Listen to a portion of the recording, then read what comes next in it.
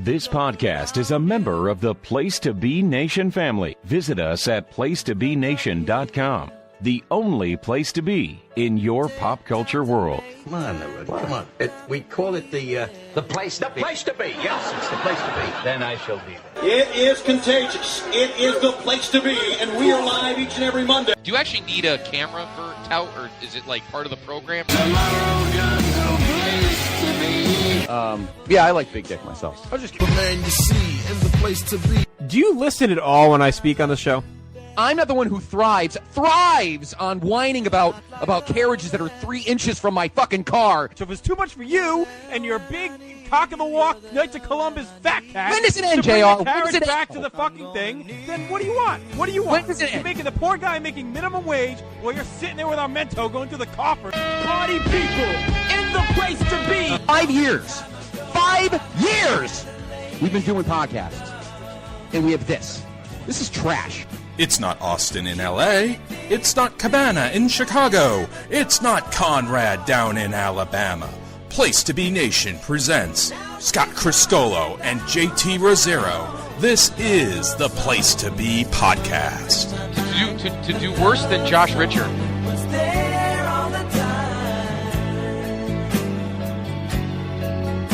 So lady, let me take a look at you now. You're there on the Place to Be Nation, welcome to a great episode of the one and only Place to Be podcast. I'm your co-host, Just Reserve, with you live here on this Monday evening inside the PTBN studios.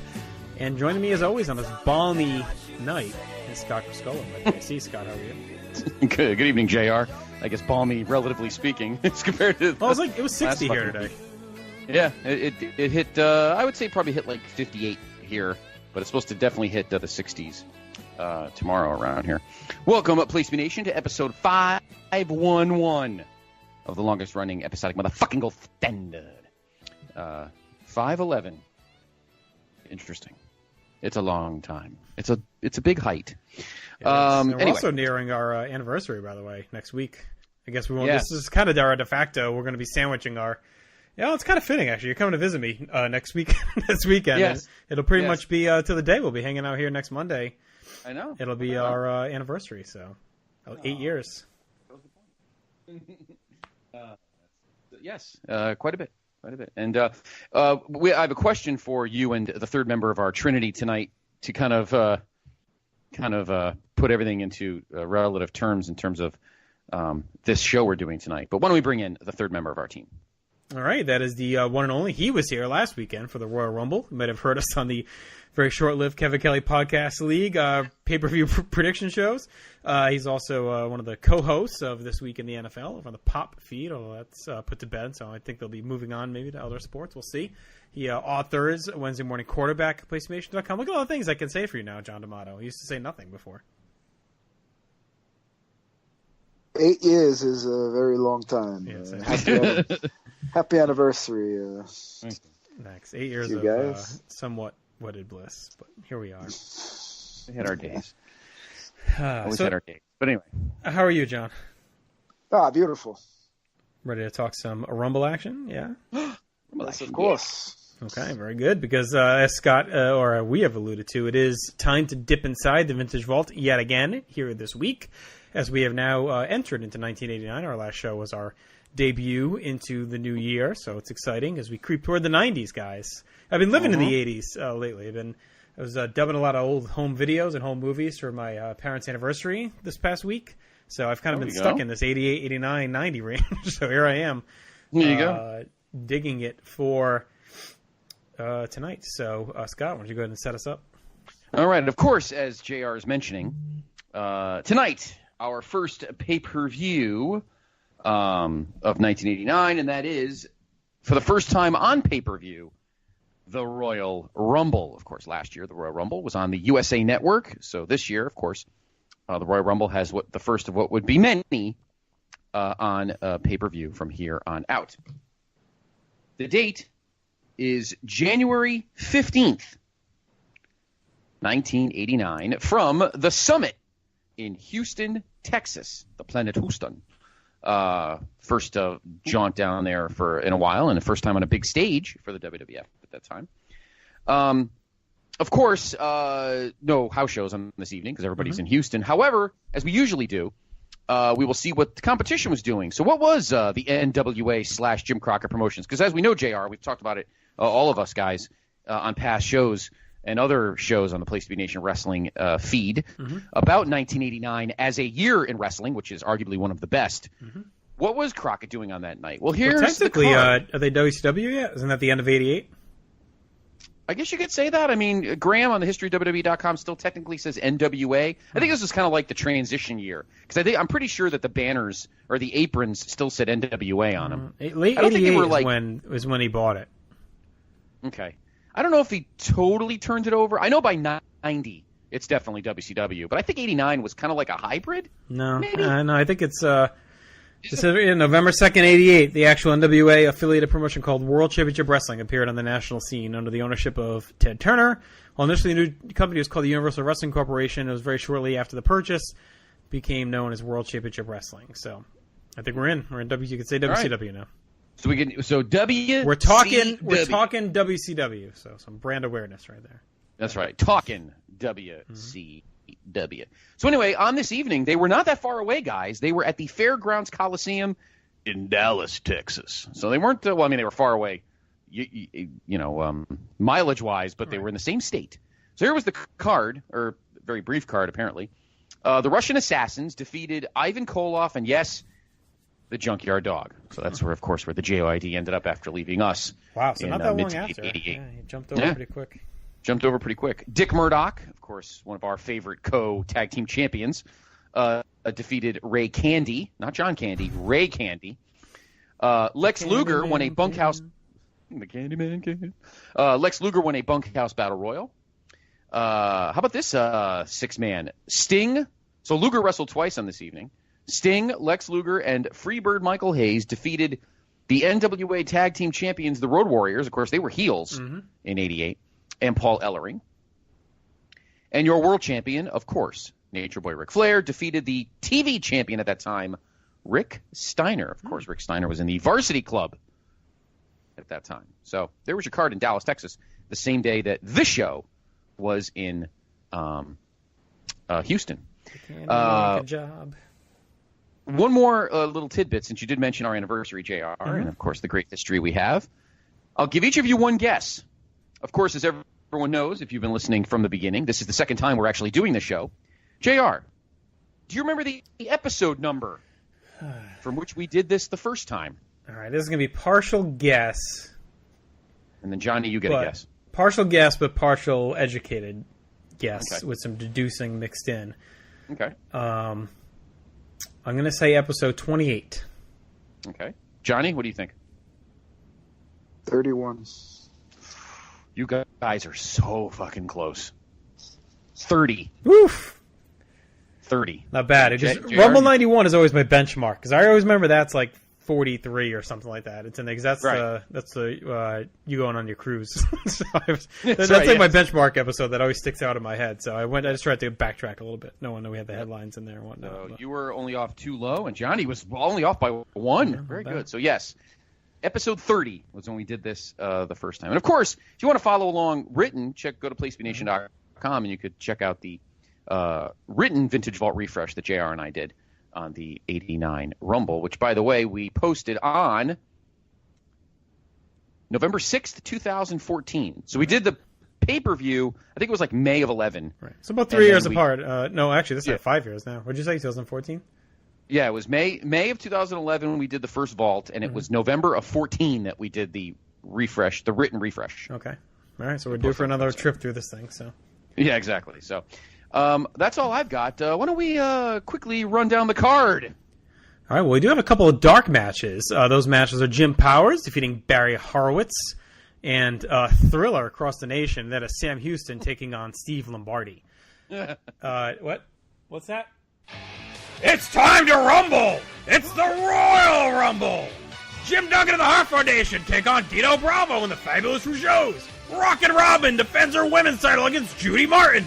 King Haku takes on Harley Race for the crown. And the Super Pose Down with the Ultimate Warrior taking on Ravishing Rick Rude.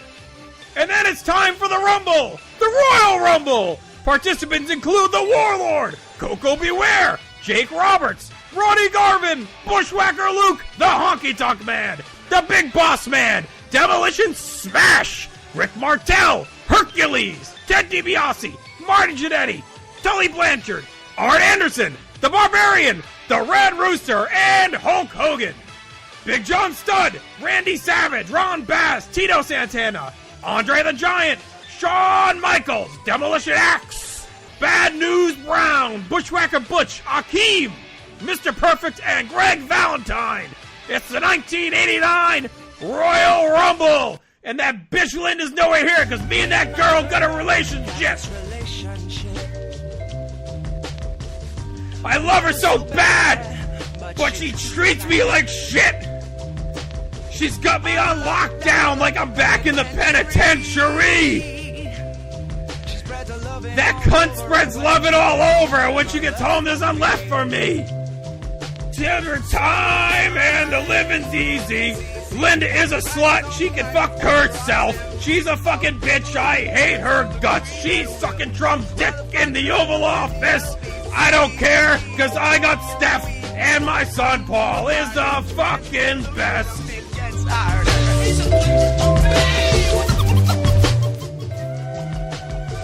Evil! I've come to tell you Linda's evil, most definitely evil.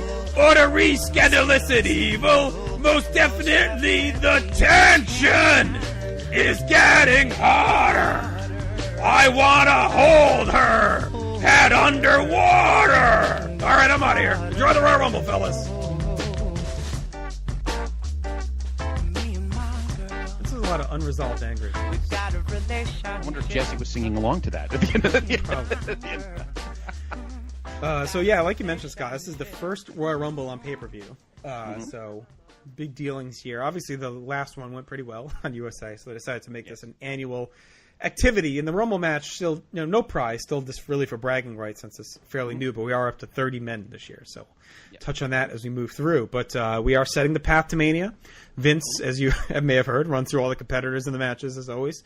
Gorilla Monsoon, Jesse Ventura welcome us in, run down the card as the crowd gets all settled in, and our opener is an interesting one as the Hart Foundation and Jim Duggan take on the fabulous Rougeau brothers and Dino Bravo.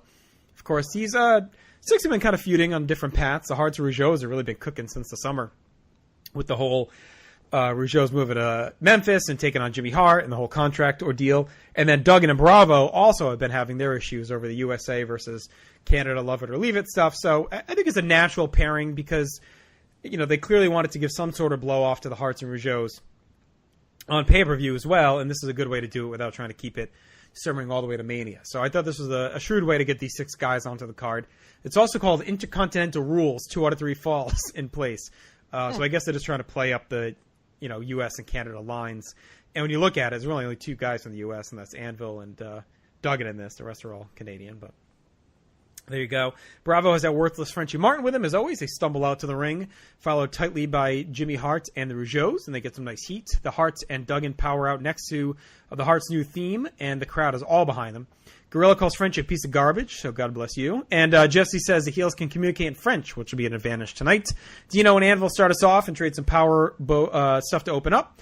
Bravo lands a clothesline, but Anvil escapes and tags Duggan to a big pop. Bravo thinks it's over and tags Ray. Anvil eats up Ray and tags Brett, who gets 2 on a small package. Continues to flurry near falls until Ray tags Jacques. Things eventually break down to a hot brawl with a triple battering ram in the corner. As things settle down, Jacques hooks the rope from the apron, and Brett tumbles hard outside to turn the tide.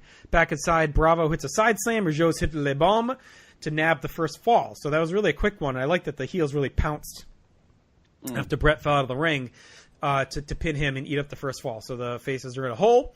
3 French Canadians batter Brett, quick tagging, going for pin covers and ragdolling him around the ring.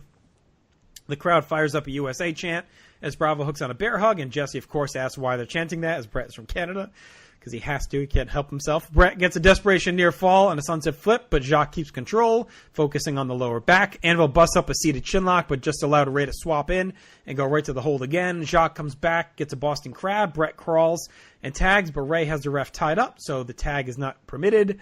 Ray goes to an abdominal stretch, and the beating continues on as Bret is really, really getting his ass kicked here. Bret eventually counters the monkey flip with an atomic drop and gets a big pop. He crawls and tags Duggan. Hacksaw comes in hot, cleans house on all three men, slingshots Anvil into Ray, and then does the same thing with Bret. Duggan then drops an elbow to get the tying fall, and I thought that was a pretty hot and fun sequence into the finish there. Duggan stays in and beats on Ray, but ends up stomping around and allows him to tag out like a moron. Jesse calls him an idiot, says he screwed up. And right on cue, the heels then take over by trapping Duggan in the corner and triple teaming. The Hearts try to help out, but that only provides some brief relief as Duggan can't find a seam to escape the corner. The crowd goes back to the USA chants after an atomic drop. Duggan falls to the corner and tags out. And now Dino is the one that fucked up because he let Duggan fall into his partners. Bret batters Dino, but turns things around on him quickly. And with the ref tied up, Duggan grabs the board and smashes Bravo with it, allowing Bret to get the win. Jesse's pissed, but Gorilla calls it ingenuity. Nice little opener here. I didn't think it dragged even with the 3 falls. They moved through them pretty quick. All 6 really chugged along, and they worked smoothly together. And even Bravo wasn't as bad because he had 5 other guys to carry him. And I thought it was good to see the Hearts finally getting over on the Rougeaus. I thought it was a smart choice to open with the faces going over. We've seen the Rougeaus really get the best of the Hearts since this thing started. So I was happy to see them kind of outsmart the Rougeaus and Bravo here. So I went 2.5 on the opener, Scott. I enjoyed it. It was fun. Yeah, I gave it a 2.5 as well. Your match time, based on our article the first time, the first pin was at 4:22, the tying pin at 11:46, and then the conclusion at 15:42. Yeah, this match was good. Duggan's Duggan. And this is where, as a kid, I couldn't fucking stand it because Jesse always made a good point. And I don't know if Jesse did it on purpose, but sometimes he like paints Gorilla into a corner, and then Gorilla just really has no idea how to get out of it. He gets all pissed off at Jesse about the 2x4. Jesse gets pissed off about the 2x4, and Gorilla goes, "Yeah, but he used to bring boas and ear clips into the ring." I'm like, I took all that stuff off. What am I gonna do? Beat somebody with an ear clip? Like, it's amazing how Gorilla just always painted himself into a corner he couldn't get out of. Having said that, the match is fine. Dino Bravo's still fucking useless. Obviously, the two really good tag teams kind of. I mean, we watched this singles match a couple times at the Garden, and it was pretty fucking brutal. So having the athletic tag teams here definitely make it better. This starts a frustrating year for the Hart Foundation. They win this match, but of course, with this awesome influx of tag team talent, which we're going to see en masse throughout 1989, the Hart Foundation are kind of on the back burner. And we see that a few times. Doesn't mean they don't put on great matches, but although, it's funny I say that, and now I think, since we're going to be going through a myriad of, obviously, MSG house shows in 1989, starting with the one coming up a week from this date, which will be our next show, maybe they get some title shots, and we just don't know it. So, again, mind you, Demolition's the champs, and they're baby faces, so maybe they hold off until later on in the year, but the Hart Foundation's definitely kind of in the middle of the mix right now, while other teams step to the fore. But having said that, this match is really good. Rougeaus are fine. I don't think they're cooked. Do they seem cooked? I don't think so. I think Bravo's cooked because he's just fucking terrible. I don't know, John. What do you think? First of all, your thoughts on the match, and what do you think of? Do the Rougeaus feel kind of used at this point, or are they still pretty hot? No, they're still pretty hot. They put them strong here. As a matter of fact, the Rougeaus got the clean pin, and then the faces had to cheat to win that third fall. But they got to show off their finisher move, and Hart laid down clean as a sheep for Les Bombes des Rougeaus. Okay. So I think they were still pretty strong in this because Hacksaw had to cheat and to win. So. And it was Bravo that took the third one. That is true. Yeah, that's true. What do you think of the match in general? What stood out? How about the heat for Hacksaw? His old Mid-South crowd. They went wild for him. Whether you like it or not, but his old haunts. And Jesse and Gorilla set the pace. They were on fire here. This is the only time they did a rumble together. Jesse and Gorilla, and. Right. And then, like you pointed out, Gorilla's Jesse was going crazy, going, "What do you call that?" Hacksaw just hit him with the 10. Jesse and Gorilla's like, "Oh, I call it ingenuity." He's like sticking up for Hacksaw, but Jesse went in on Duggan Hart. He's like, "That's a stupidity move," and that's what happens when you got a peanut for a brain. Yeah, I love that. That was awesome. he was going hard, but it accomplished what it did. It took up some time, and it showed off, all team, showed off Hacksaw's babyface skills, and the tag teams, it showed off their skill. Yeah, I mean, I think the Rougeaus are still okay. They've really only been in this feud with the Hearts, and this is really the first time they've lost. Okay. Like, we've seen them back and forth, but honestly, this is like the first real time the Hearts have gotten one over on them in a serious way. So, no, I mean, I think they're still high. I mean, if you take out, I think you have to take out knowing what's coming, probably maybe from your mind, because yes, they're probably maybe not much more to them, but I think if you're in the moment of time right now where they're at, I don't think they seemed cooked at all. I mean, this is really all they've done, and I think they've taken. Good point. I think they've looked better throughout this whole thing as far as getting over on the Hearts. So, all right, good opener. The Hearts and Duggan prevail. We go to the lottery room. We get quick hit clips of Ted DiBiase and Virgil, Honky Tonk Man, the Bushwhackers, Bad Suze Brown, Jake Roberts, and the Rockers as they draw their numbers. As part of that, DiBiase chats up Slick and is looking. Seems like he's looking to make a swap, a deal with the Slickster on their picks. So more to come on that. And that takes us to our WWF Women's Title match, our last one on pay-per-view until WrestleMania 10, I believe. So it'll be about 5 years now in between women's title matches. Actually, is it even women's match? I don't think we have any, right? No. There's some involved in a match, but I think like as far as an actual women's division match, it's about a good 5 years. So this will do it. So our new women's champion, and that is Rockin' Robin, gets a very rare pay-per-view women's title defense, showcased against the great Judy Martin, who, of course, we've come to love and know the more we watch her, Scott, right? Yes. Okay. Robin two-steps her way out to her stupid-ass music, which Gorilla says is also Sam Houston's. Of course, that's her brother. Sherry's also in the ring along with Judy Martin. She challenges the winner for a title shot and then heads to the booth, join in on commentary. Robin gets a few soft drop kicks and slaps away as Sherry calls Martin overweight. Martin lands a boot and takes over. She's looking old as fuck. I mean, she's really aged in this last 2 years since we've seen her, a year and a half or so. Sherry shits on both ladies, says she will beat either Martin or Robin, whoever wins. Martin counters a crossbody with a slam and then blocks a sunset flip with a hard punch to the head. Robin comes back and gets a Boston Crab, and Martin powers out. Robin punches away a bit but comes up empty on a dropkick as Jesse and Sherry gang up on Gorilla about Robin dodging her. Not giving her title shots. Robin blocks a front suplex, but Martin knocks her back down. Martin keeps on the attack and picks up near falls. Robin comes back on a real sloppy DDT for 2. Martin then slams Robin and gets 2 on a backside. Sherry's got way over the top now as Robin gets a couple of near falls and mounts a comeback. Robin fakes out Judy with a deke on a crossbody and then hits one for the win. This was rough. I mean, Robin really sucks. She is terrible. And Martin is really running on fumes and can only carry her so much. I mean, maybe if you gave Martin someone good at this point, she could probably still go.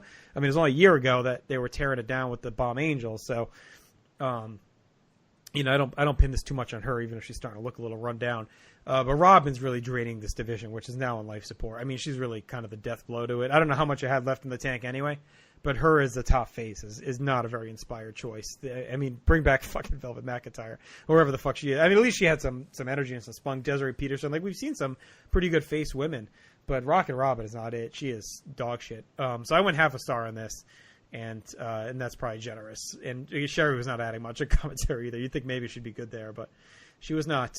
John, what'd you think of this mess? The crowd was dead for this, and then when Robin tried that horrible DDT, that was a disaster. That killed the crowd totally from silent to morbid, and not much to say. I don't see what they saw in Robin, this match set women's wrestling back a bit. But and Judy Martin came out with the 80s hair. She looked like Beverly Goldberg's mom or grandma. She was definitely rocking the style of the times. Oh man, and Sherry sounded like she was doing shots at Gorilla while Jesse was fingering her or whatever. She was a little giddy over there, and she was like, "I just want somebody to win. I just want it to be over." And then she's like, "Get up, Robin, you little termite." And Sherry was off the hook. Yeah, it was go ahead, Scott. I think you should take back that half star and donate it to a better charity. I gave this match a dud. This fucking thing was terrible on all levels. I love the fact that before we get to the in-ring, which was really the drizzling, Gorilla's so funny. He's like, he was trying to fumble around as to why Sherry didn't get an automatic title shot after losing to Robin. She's like, she didn't qualify with enough wins. What the fuck are you talking about? What is going on, Gorilla? Are you drunk? I mean, did you have a lot of Houston Joy? He's trying to keep the kayfabe working, Oh my God, he was. I mean, it was fucking miserable. This might be literally, and I don't know how many more of these. I mean, I know JR, we've had some stinkers. If you go back to the old when we did the network adventure on the website, you remember that fucking Baron von Raschke Patera or not Patera, was it Putski match from that house show that we all thought was like the worst thing ever? Mm-hmm. I would watch that a million times over ever having to watch this match again. This is the ugliest piece of shit I think I've ever watched in my entire life. I gave this a dud. It didn't deserve any piece of any star. Judy Martin, I don't know what the fuck happened to her. What bad road did her and Leilani Kai ride on when they were in the fucking the Glamour Girls? I don't know. I have a hard time. I mean, yeah, she was looking rough, but I have a hard time pinning this on her. I think if you gave her anyone with any ability, if you put her in there with Sherry, like, I think we're getting something better than this. I mean, I cannot pin this on her. Robin is completely lost, and she's been lost in every match we've seen. Oh, yeah. No, I'm not talking about the worker. I'm just talking about her in general. Oh, no, I know. She's had some hot times, baby. Yeah. But, I mean, Rockin' Robin literally looks like she has no fucking idea what to do next. Like, she has no clue at all. The Jumbo Bomb Angels took her job. After 30 years. After 30 years. I said, Judy, here's a gold watch. Actually, probably not even knowing them at this time. Here's a coupon for Pizza Hut, baby. We'll see you later. Yeah. Here's a clip of magazine. Yeah, this is. I mean, this is just. I mean, that John. I mean, you were being kind when you were talking about that DDT. They literally run into each other, stare at each other, and then she tries this DDT, like holding her by her frizzied hair. I mean, it was just awful, man. It was unwatchable. Maybe her brother should have told her instead of hitting the glass dick. I'm telling you, I don't know who's more masculine, her or him, but anyway.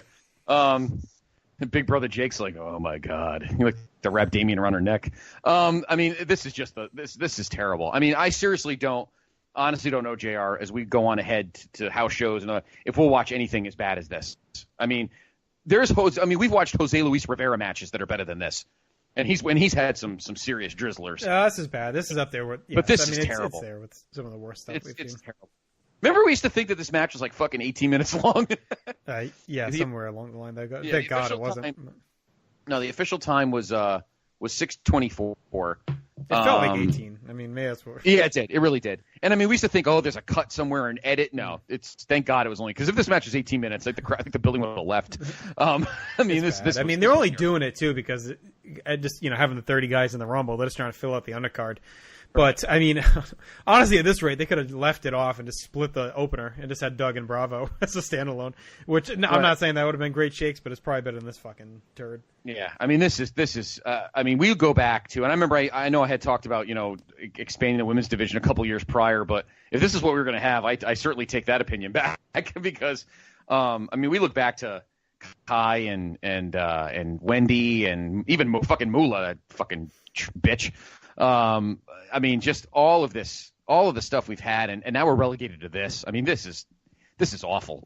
No, it's bad. I mean, it's bad. And Judy Martin deserves better. We've seen some real quality stuff with her. She's great, and I just wish, I don't know what they saw in Robin at all besides just, I guess, just nepotism. I mean, sister with Sam Houston and whatever, half sister with Jake the Snake or whatever it is. It had to have been a Jake favor. It had Grizzly Adams blood running through her. So I guess that was Grizzly Smith. Grizzly Adams. Grizzly Smith may as well be Grizzly Adams. No, she wrestled like a fucking bear. Yeah, it's terrible. All right, let's move on. Get away from this pile of shit. You think Vince just immediately, all right, we're done as soon as they walk back? Yeah, I'm sure he saw this. I think we'll see more of it because, especially in our build to 5. I mean, they were acting like we were getting Sherry Robin at 5. I mean, that's there's no doubt. There's no doubt. It seems like it's headed that way.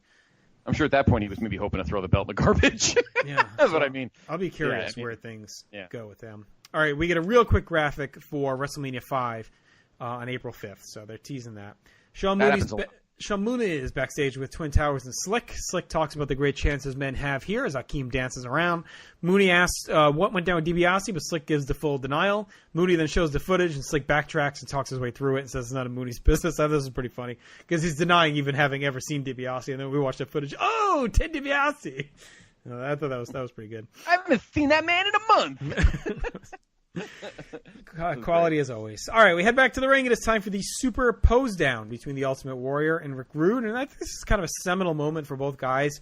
Rude has obviously had the Jake feud, but this feels like an elevation point for him now, getting into the title mix. And Warrior, another guy who's he's been fucking around with Honky, and he had the thing with Herc, but this feels like maybe for the first time they're giving him like a real quality, legit feud to dive into. So this feels like a vote of confidence for both guys.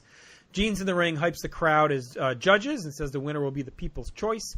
Gene then brings out Rude and Heenan to loud boos. Rude talks some shit. Warrior comes out to a big pop. Rude pumps a bullworker in the corner as Warrior runs around, and Jesse, of course, calls him an idiot. Jesse also wants Warrior to take the paint off because he says his face is part of his body. Rude starts with a double bicep pose and explains what to look for before doing it while his music plays. The crowd boos him. Warrior poses and gets a big pop, and Rude flexes the bullworker in the corner to pump up. Jesse dumps on Warrior's posing form. Rude then does best abs and gets all oiled up by Bobby to prep. Warrior follows and again wins the crowd vote, but Rude says his abs are too smooth, or Jesse rather. Rude's, I think, were better. I agree there. Rude does most muscular pose next, and he's really taking this very seriously. Like, he is very, very intense into this thing. Warrior goes next, and he wins the crowd vote yet again. Rude then stalls as he pumps up and oils up and does push-ups, and then wraps up with a big medley of poses. Warrior does his medley too, and the crowd cheers him on. But as he's going, Bobby comes over and sprays baby oil in Warrior's eyes, which Warrior just kind of stands there, shakes his face, and then Rude drills him with the bullworker across the neck and beats him down, chokes him out with it. Rude and Bobby bail. Warrior kicks the shit out of a bunch of officials because he's blinded. That gets a big pop. He even wipes out Nick Bockwinkel. Takes a pretty good bump. That's a pretty good segment. It didn't drag. They ended with a real strong beatdown and a sign that this issue is just getting cooking. And I think it may be what Rude needs to really start getting going in the ring maybe now. Getting into something with a lot of meat behind it. Warrior, this is a good chance for him as well to dive into something. So I thought this was a really good segment. I always laugh when Bobby sprays the cocoa fucking butter in his face. He just the way he just shakes his head and stares there and screams at him is pretty funny. And then Rude is really vicious in the beatdown. So I enjoyed this. It was played with just enough seriousness, but also just enough absurdity to make it all come together nicely. Yeah, I agree. This was a good spot for both. I don't think we needed to see through these guys in the Rumble. There was more than enough guys in that anyway. Well, and you're not, if Warrior's in the Rumble, you're not helping him because he's probably going to get eliminated. So it's yeah. And you don't want to have another just a random squash, which they could have done. This was perfect. Yeah. No, there was no need for having it. And same thing for Rude. There's already enough storylines they have to put into the Rumble later on, obviously mid-card and main event. So give these guys something to do. You don't have to give Warrior a useless match or Rude a useless match. We don't need the fucking Super Ninja again. Yeah, yes. Or Honky. I'm glad we didn't get fucking Warrior and Honky again here or whatever. Again, I know, fucking again. No, this worked out perfectly. It was good for both guys. They're both, obviously they're fucking shredded. So the legitimacy of a pose down with these two guys is absolutely perfect. So that works out great. And yeah, I mean, we talked throughout 88 about Rude and, besides the Jake feud, trying to really get out of the, I don't want to say the doldrums. How do I word it? Just kind of get out of the rut of mediocrity. Yeah. Because we know Rude's an incredible character. We know that. He's a tremendous heel. Always was. And he needed a kickstart. And Warrior, all right, we're done with fucking Honky. Honky's done. It's time for Warrior to find a fresh, good, solid mid-card heel and really get things going. And this worked out perfectly, John. Both guys prime for a big 89, big feud. Rude is primed to get a shot at a mid-card title. So this is a good way to eat up a good 20, 25 minutes of the show. Yeah, it gets you a little sentimental because this is Mean Gene Prime. He put that segment together. It could have been a shit show easily, and he tied up the loose ends. He was just such a pro. Absolutely. And the only thing, it was a little ridiculous. Not even the brain could be that stupid where it was going to rely on the crowd approval as far as who wins the contest. Like Bobby was trying to butter up the crowd, saying, Houston is an intelligent crowd, and he was trying to butter him up. But it was kind of dumb that to have the crowd decide. You know who they were going to cheer for. Yeah, it was kind of a weird setup. Yeah. Other than that, a good angle to set up these two. Yeah, no, I agree. So we'll see how things heat up and continue to build toward them. And like we said, it's a really good spot for Rude. And it's almost like a make or break for Rude. It's like, all right, you got the Jake thing that lasted 8 months or whatever. Here's a shot. You're into the title mix now. We have faith in you. You got Bobby with you. So, there's a lot going on. So I think it's a good show that they have faith in him and trusting him, and we'll see if he runs with it. We've talked about him being a little disappointing so far in the ring. We haven't really had that great match. He's shown flashes. We'll see if he can put it together with the Warrior. So we get some basic promos about the Rumble from Mr. Fuji, Miss Elizabeth, and Jimmy Hart. Then we see Jesse Ventura sitting on the throne to hype the upcoming match that will deliver us the Undisputed King. Jesse says he's comfy in the throne and maybe he should run for king, and says Bobby's the true winner tonight since he manages both men. I like Jesse. He looked very relaxed and chill in that. There's sneakers on, his white sneakers on, his little hat. Just kind of chilling in there. So that does bring us to our next match. It is King Haku taking on the former King Harley Race, and this is Harley Race's final, I think it's his final overall match in WWF. So I believe this is it for him. We'll talk about that in a minute. We'll confirm and see where he's off to after we talk about it. But interesting here is Race is kind of towing the heel face line. Haku heads out first, takes a while riding a sedan led by Heenan. Race then storms out and dumps the sedan over, and Haku flops to the mat. That gets a big pop. Race is all over Haku with hard strikes in and out of the ring. Gorilla says the attack was clever, and Jesse gets all over him for biased calls. Haku comes back and shoves Race to the post outside and then kicks and chops away. Lots of purple in this match, by the way. Haku and Race are both decked out in purple. Bobby oscillates between who he's cheering for. As Race comes back in the ring, gets a near fall. Haku kicks his way back in and works the gut and the lower back. And that leads Jesse to wondering if Race came back too soon, of course, from that stomach injury. Race bows up, and we get a nasty trading of headbutts from both men, followed by a big Harley clothesline. Harley follows a real stiff pile driver for two, as Jesse says not even Haku's head can take that one. We get a slow-motion collision in the ring. Race does a seesaw on the ropes one last time. It spills outside. Haku suplexes Race back in for two, but misses an elbow drop. Race gets a suplex and dumps Haku outside and follows out. Haku blocks a pile driver with a backdrop. They brawl some more. Harley gets a sloppy pile driver on the floor and then clubs away in the ring. As Jesse said, he used to watch Gorilla wrestle when he was in kindergarten. That made me laugh. Haku wins the strike battle, but misses a headbutt off the top. Harley then misses his own headbutt off the middle rope, and Haku hits the thrust kick for the win. Heenan celebrates as Haku reaffirms himself as king and finally legitimately beats Race to prove it. This is hard hitting. It was a little awkward with the heel bits, but I thought it had some fun spots, and Harley really puts over Haku nice and clean before leaving. So I went 2.5 stars on this. I thought it was a nice passing of the torch to Haku, so that was well done, and Harley does the job on his way out. And I'm going to miss Harley. We've seen some really good Harley stuff since he arrived. We've seen some hidden gems from him. He's been a class act in the ring. So I'm definitely going to miss seeing him here. I've enjoyed his little brief return with these two pay-per-views we've seen him at. So what do you think of this, John? They didn't really soup this up before the pay-per-view. Like they didn't have. I don't think Harley showed up on any on any of the syndicated shows before. I think they just set this up out of nowhere. I guess this is farewell, but. Definitely solid. These two, they're very vocal. It sounded kind of like a Bruce Lee movie, both with the These guys are very vocal, but hard hitting that headbutt spot, and it makes you cringe now. But and Harley did the favor on the way out. Yeah, and this was his last appearance confirmed. Yes, it's only his second match in '89. He had one in Nashville against Haku. Yes, so that's it. So he probably just popped back in. Maybe they, offered him a quick payday to come in, put Haku over before he left. So. Yeah, I think they were close. He helped train. He trained Haku. So. Yeah, I confirmed too with Graham. Mm-hmm. Yeah, this is it for him. Your match time is not a long match at all. Let's see, it was 9:01. So actually, decent length match. Yeah, I'm going to miss Harley, too. Solid guy, solid in-ring guy. But again, Vince is trying to make the roster a little younger. Yep. And, Harley probably knew that he was not going to be there that long anyway. Work a couple years, make some scratch, and Oh, for sure. I mean, it's clear why he went. I mean, yes, cash in at the end of your career. Who cares if they give you the king stuff? I mean, whatever. You know what I mean? Like, I think it was really just to, exactly, this one last big payday before he heads out. Yeah. No, absolutely. And I'm sure that he was already talking to Crockett or whoever about, managing or whatever, because Vince had more than enough. Well, he wrestles. We'll talk about it in a minute. He wrestles a bit longer, so. Yeah, I guess he does, right? Yeah. Now that you're right. Now that I think about it, he did probably get in the ring a little bit longer. Because I remember him going to. I think I remember him being on like some. Maybe that was in '86. Maybe he does go on some like Saturday shows. But anyway, so he wrestles into '91. All right, got to talk about them. We'll talk about this. No, I was going to say.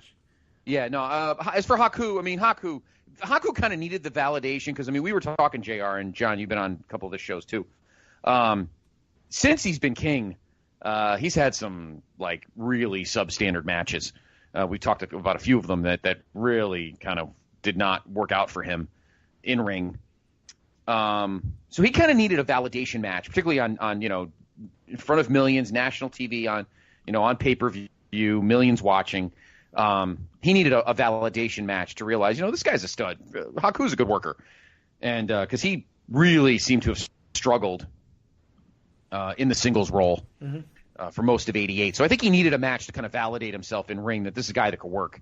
And Harley's the perfect guy to do that with because Harley's awesome. So good, solid match. I gave it my bad. I was looking at the grid. I gave it 2.5. Yeah. I thought it worked out well. It was fun watch. And I'm going to miss Harley. I agree with you, JR. I think he was a good stabling influence. But I think we're getting past that now in terms of the roster. Now we just need young guys that are going to work now. We don't need instructors, kind of thing. Or I think we need Vince needs to kind of dummy down the roster a bit, youth-wise, and get some kids in there. But kids like the winner of our main event tonight. Oh, yes, exactly. The big youth injection. No, I mean, I think as this time had come, I think he's just purging a lot of the faces from, 86, 87 out. So I think he's just probably caught up in part of that. His contract is probably up, and it was just kind of natural time for him to head out. So I don't think he was in as. I don't think they were looking at it as like old and new. I think it was just more of a refresh of the roster, recycle, and he was probably about done. Yeah.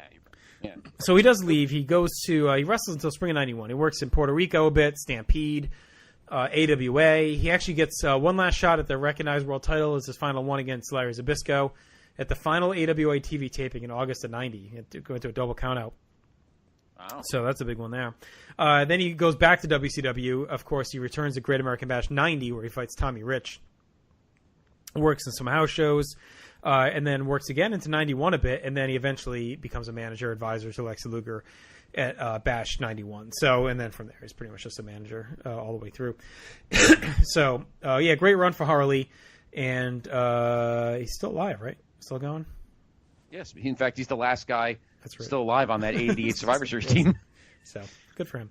All right, so that'll do it for that match. Okay, all right. A little break ski. Yes. We'll miss you, Harley. I think they do one more WrestleMania 5 like vignette bump. I think they do like 8 of them tonight. Yeah, there's a bunch of them. So why don't we take a break? Mm-hmm. We've gotten through the undercard. So far, JR, other than that women's fucking atrocity, not bad so far. The other two matches were good. The pose down was good. No, it's been fine. Other than even the women's match, only 6 minutes or whatever the fuck it was. So I mean, it's fine. Yeah, 6:24. Yeah, but no, it's been a very solid undercard. The crowd is very hot. Commentary's been on point, and you expect it in these early rumbles because they're not doing double duty, and there's no title match on this when they get the champ in the rumble. So you can't expect too much in the undercard. So I think they did about the best they could do. The only other thing they could have maybe done is I was thinking about this is like take the women's match out, but even this it would have been tight maybe. For time, but I was thinking like Rockers, Brainbusters or something. Like just throw them out there to kill 10 or 12 minutes, to a hot match. Like you didn't really need them in the Rumble. So anyway, that was just something I was puttering around in my head. But as it is, it's fine. Yeah, I agree. What do you think, John, so far? A little underwhelming. I'm surprised they didn't at least have one of the other title matches, either a tag team or an IC title match. Mm-hmm. To spice things up. I think they really wanted to just load the Rumble. Emphasis, with all emphasis the top on the guys. Rumble. Sure. Yeah.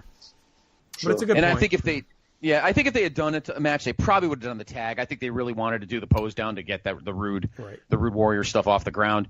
I mean, you could have done Warrior. Like, we talked about this when he fought the stupid ninja, that he could have maybe fought, like, is there any other Heenan guys he could have fought here?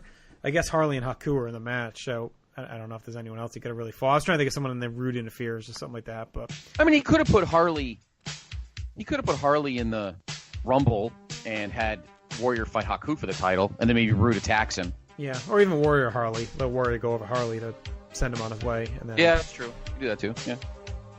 So, all right. Well, when we come back, we have one match left. The big one. Yeah.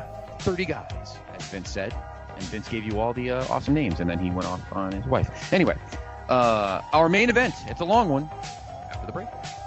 First, poor Harley didn't want to get his nuts grabbed on his last match. Yamo will be there. R.I.P. James.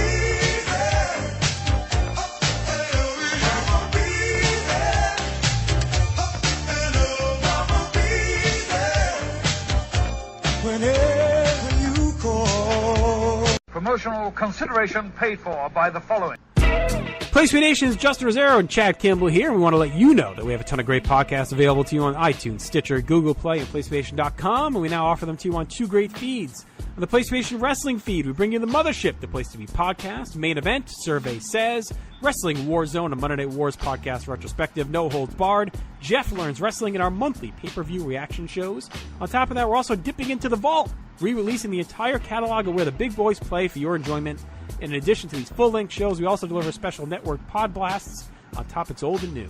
The Place to Be Nation Pop feed is loaded with great content, offering such tremendous shows covering the land of pop culture, such as Geek and Sassy, Talkin' Pop, the Glenn Butler Podcast Hour Spectacular, Sunday Groove, PTB in Play, Freak Out Drive-In, Songs with Friends, Looking Forward, Looking Back, and Lucha Undead, as well as a veritable podcast heaven for comics fans with the hard-traveling fanboys, Sellers Points, Conversation Comics, DC Post-Crisis Management, Marvel Age, and Marvel Age Masterclass, plus weekly pod blasts that cover the gamut of comic topics. The feed is also filled with insightful sports content, including the NBA team, This Week in the NFL, and more. And you can find all these current shows, plus archives of our past podcasts, including The Kevin Kelly Show, as well by subscribing to both feeds on iTunes. And while there, be sure to rate and leave feedback as well. All of these shows, plus others available at PlayStation.com. We cover pro wrestling, sports, movies, comics, in-depth stretch projects, and more. Be sure to support our site by using PlayStation.com/Amazon while doing your online shopping. And download our free PTB Vintage Vault Refresh ebooks via the links on our site. We also want to thank our friends at Boneheads Wing Bar, ProWrestlingOnly.com, and TheHistoryOfWrestling.com. Be sure to follow us on Facebook, Twitter, Instagram, and Tumblr as well. PlayStation.com, the only place to be in your pop culture world. Hey, this is Scott Keith, the former net cop. You're listening to the Place to Be podcast.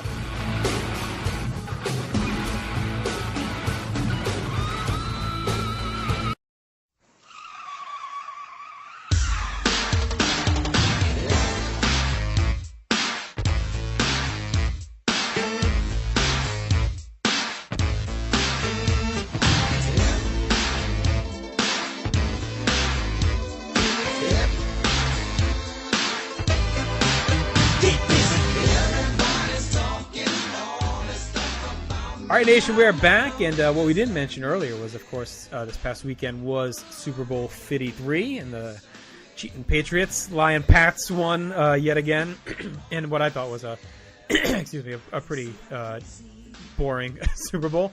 You can pretend that you're like a defensive whiz and are studying the defenses and the chess match, but if you are the NFL, to me, and you're watching that game on your biggest stage, and like, it's fine, you know, if you throw this in week 13 and it's a great chess match and you're super into the defense and it's cool, but on your biggest, grandest stage, with all the casual fans watching that are all at these parties, and you have the promise of potentially 2 top 5 offenses that are just litting it up all year, and you roll out there and it's just punt city. It's a tough go, and it was the lowest rated since 2009. I think there's a lot of factors there. I think it was a shitty game. So people may have tuned out or lost interest. I think the commercials also kind of sucked. But I do think 2 other things too. I think the Rams were as fun as they were throughout the year. They obviously lack a huge home fan base, which we've heard ad nauseum. And they haven't done a great job marketing their stars, and plus all the stuff with Gurley kind of being buried. So there's kind of a lot going on there. I think there is, and this is not just purely as a hater. I do think there is Patriot fatigue. I think a lot of fans are probably just tired of them overall. And to me, this wasn't like a super sexy matchup, and so I think that's part of it. I also think the stuff from the Saints game played a role here too. Like I don't know how much New Orleans boycotted the game, but they obviously had their own thing going on. And I do think that probably alienated a lot of fans. So I think there's so many pieces that went into this being a low-rated game, which is tough because it was a pretty great season. There was a lot of great games. And the irony to me is that everyone always shits on Thursday Night Football, and I would take probably a dozen Thursday night games from this year over this game, which ended up just kind of being a bit of a stinker. So I don't know. John, I know you're a defense guy, but, I mean, you weren't super into that game, were you? No, exactly. That was a little too much defense. But I mean, Goff was missing wide open guys too. It's not like they were all locked down. Shook. Yeah, he was shook. But that's the luck of the draw, though. I mean, Scott, maybe you remember back in the days, there was like 10 years in a row where the Super Bowls were stinkers. You can't have a great game every year. Last year was a classic, but that's just how it's going to be sometime. Scott, we remember there was like a run there where that was the joke that the Super Bowl was the worst game of the year. So. Well, we had that stretch from when the fucking Raiders trucked Washington in Super Bowl 18. But at least there was offense Elway. In that game. I mean, the game sucked, but at least there was offense. No, I know. No, I agree, JR. We're just talking about matchups that got ugly after a while. But yeah, I mean, Super Bowl 18. I mean, watching Marcus Allen just shred that Redskin defense was fun to watch, and there were some great games. Yeah, I mean, the Giant game was fun, and I mean, think about it. Super Bowl 9, and I made a joke, because it was on the graphic that there was actually a lower scored half than the first half last night. Super Bowl 9, the Steelers led the Vikings 2-0 at the half. So the offense didn't even score a fucking point in that game. But you still had like great teams, and it was a shitty game. I mean, they were playing at old Tulane Stadium. It was raining that day, but last night, and I watched actually more of the game than I planned to watch. I mean, Brady didn't throw a shit ton of good. He threw a bunch of fucking duds. I mean, it's kind of easy to hit Edelman open for like a 9-yard pass. I mean, anybody can really fucking do that. Yeah. But when he tried to get like some open balls, he was throwing some wobblers. He made one great pass, and there was the one that counted, and Goff missed. And Cook shouldn't be let off the hook either. The first one was more on Goff than him, but it still, was a chance he should have had that. And then the second one, he dropped it before he got hit, and it was in his hand. So I mean, he's got to take some of the fault there too, and it is what it is. I think the rush to all of a sudden shit on McVay is a little bit much too. Like, some genius, blah blah blah. I mean, look, I have my issues with Belichick, and I think many others do, but I mean, he is what he is, the greatest of all time. So, like, to lose in the Super Bowl to one of the coach that's arguably the greatest of all time with a really young quarterback, like to then shit on him, maybe like, oh, he's overhyped, he's overrated. I think that was a little bit much too. It is a little bit. The Rams are going to be back. They just weren't ready for prime time, but they'll be back. Goff, I'm actually more questionable on than McVay. That to me, I'm a little bit more bearish on him. But we're going to find out what the fuck's wrong with Gurley. I don't know if they're pissed off at him, or is this going to be like McNabb's sports hernia that we heard about for like 12 weeks in whatever it was, 2005 or the fuck it was. Where it was like, oh, does he have it? Does he not have it? Does it hurt? Does it not hurt? So we'll find something out, because I guess they were supposed to take like the mandatory physical study or whatever, and we'll find out whatever the fuck's wrong with them. But last year where there were no punts, and yesterday there were fucking 5 in the first quarter or whatever that was. Ridiculous. And thankfully they were great punters, but because maybe the game, maybe not thankfully, because maybe the game opened up more if they were shitty punters that would have given better field position. But it was like forever before the Rams were. I think what did they get to the red zone once? I think maybe. the whole game. It was just it was a rough one to watch, and like I kept waiting for a reason to turn it off, like just waiting for the Pats to win, get ahead and whatever. And I'm like, I just kept lingering and lingering. And by the end, it was just like a slow choke out. Like I didn't even give a fuck by the end. I'm like, God, just fucking end, please. It was a slog, and I've seen it out there, and I get it. Look, if it's your team, it's gonna be great either way. But anyone objectively cannot look at that game and say it was like a great nail-biting game. I know it was a one-score and it was close, but to me, once the Pats went up 10-3, I didn't think there was much question. And because even if the Rams came down and scored on that drive, like you still got Brady coming down to win. I mean, and he got the field goal anyway. So it's like whatever. Like to me, once Michelle scored that touchdown, it was pretty much over in my eyes.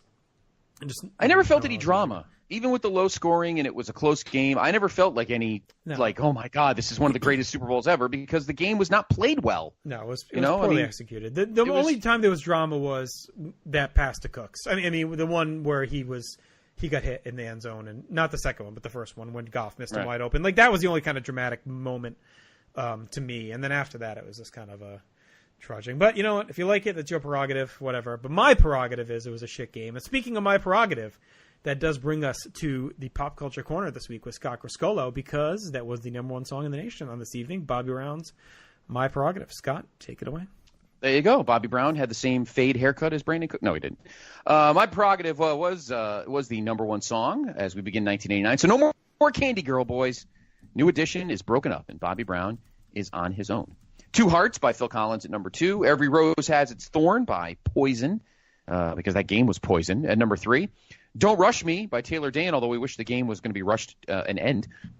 Armageddon It at number 5 by Def Leppard. We hoped Armageddon would happen and the building would blow up and the game would end. In Your Room by the Bangles at number 6. Smooth Criminal by Michael Jackson at number 7. We were robbed of 3.5 hours of our lives last night because of this game. I Remember Holding You by the Boys Club at number 8. Put a Little Love in Your Heart, Annie Lennox and Al Green at number 9. And The Way You Love Me by long-forgotten Karen White, who was kind of a smoke show, but in a good voice, but kind of forgotten in the pantheon of female hip-hop and R&B singers of the late 80s, early 90s. She was at number 10 with The Way You Love Me. So Bobby Brown, My Prerogative, at number 1 on this week. The chart came out the day before, January 14th, 1989. JR, you were not off the hook this week. You were lucky in the last show. We have 4 movies that came out. Okay. So let's dive in immediately. The first one. The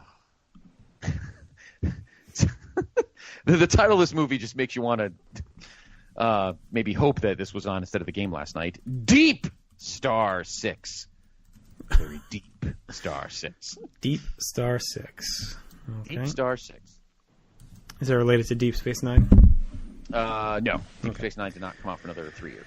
Deep Star 6 is an experimental. 69. There we go. Yes. Deep Star 6 is a experimental deep-sea U.S. naval facility crewed by a mix of 11 military and civilians. Now in the final week of their tour, project is headlined by John Van Gelder in order to test underwater colonization methods while overseeing the installation of a new nuclear missile storage platform, starring Turian Black, Nancy Everhard, Sidney Pickett, Miguel Ferrer, Matt McCoy, Nia Peoples, Tom Bray, Marius Wayers, Greg Evigan. There you go. Jane the Bear. Yeah, Nia Peoples. Remember her, Johnny? Nia Peoples. What was she in? She's in a couple of things. I think that's who you saw when you opened up the doors of the sequel.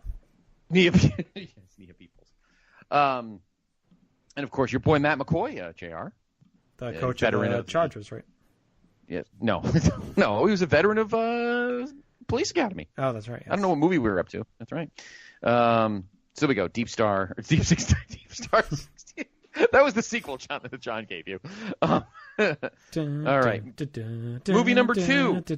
Wow, they released... Oh, so they were back-to-back years. So Police Academy 5 was 88, and then 6 was 89. So 6 was coming out in March. So we're on the verge of City Under Siege. Siege. Which I don't think it looks like he's not in... Miami Beach's first one. 5 was Miami Beach. 7 is Moscow. He's not in that one, it looks like. No. Okay.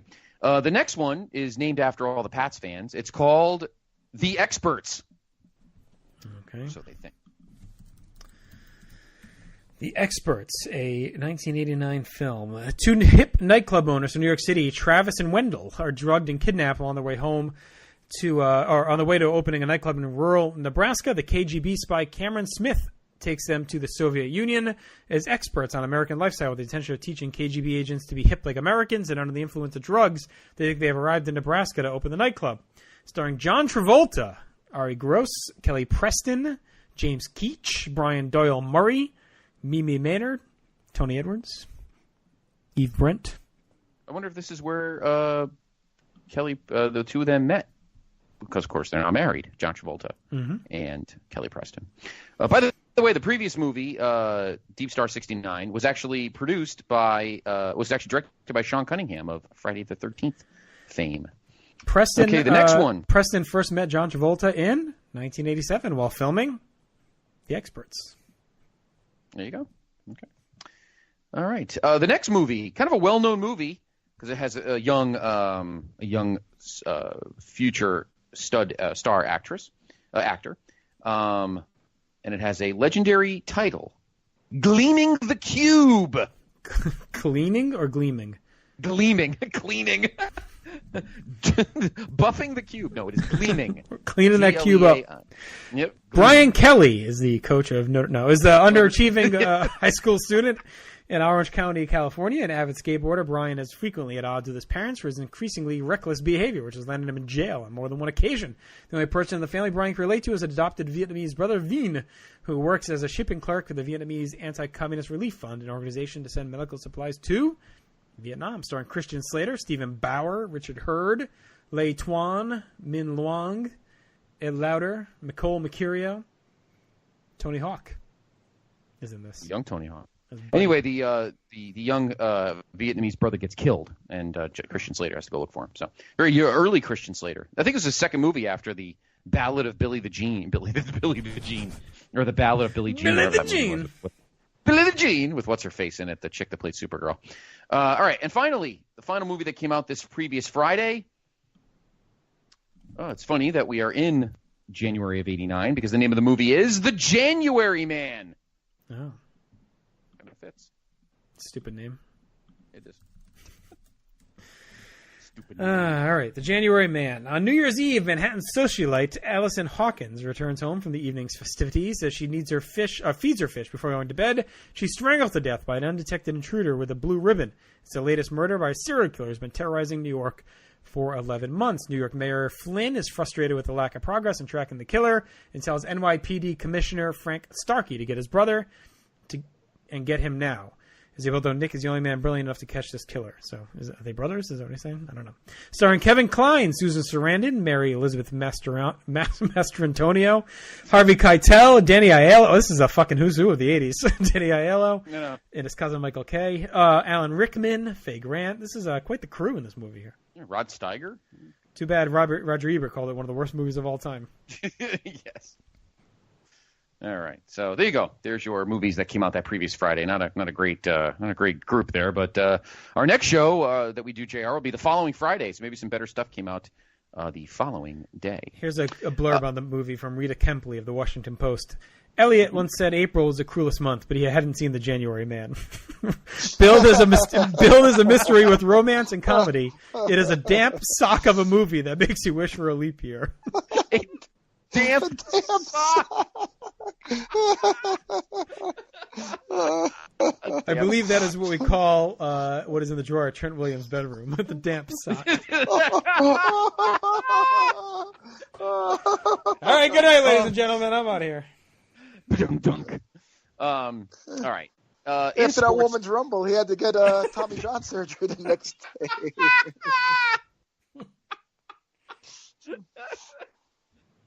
Oh, God. All right.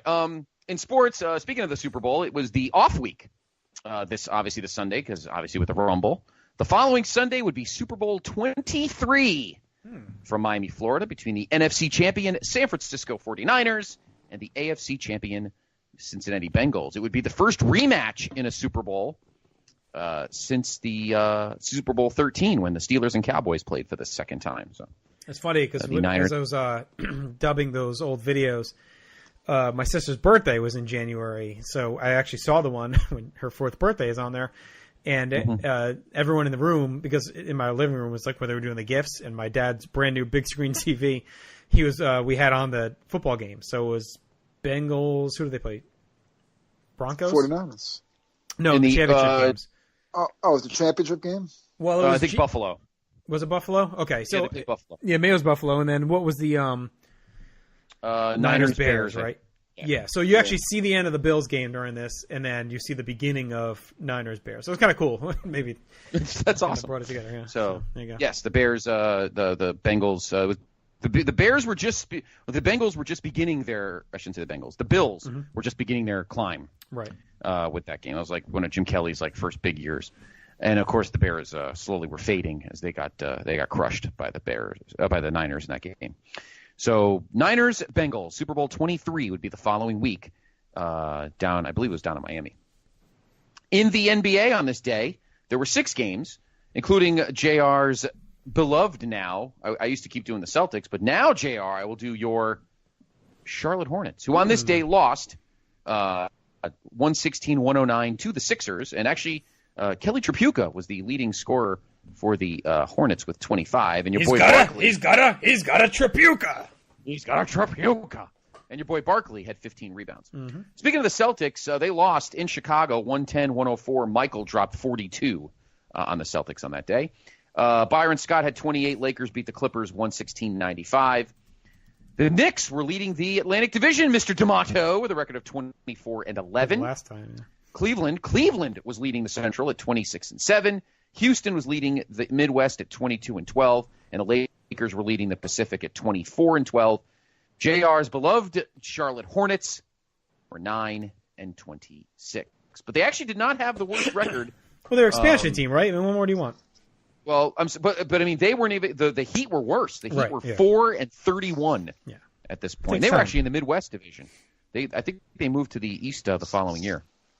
So yeah, I think when T-Wolves come in, the T-Wolves go to the Midwest and then they go there.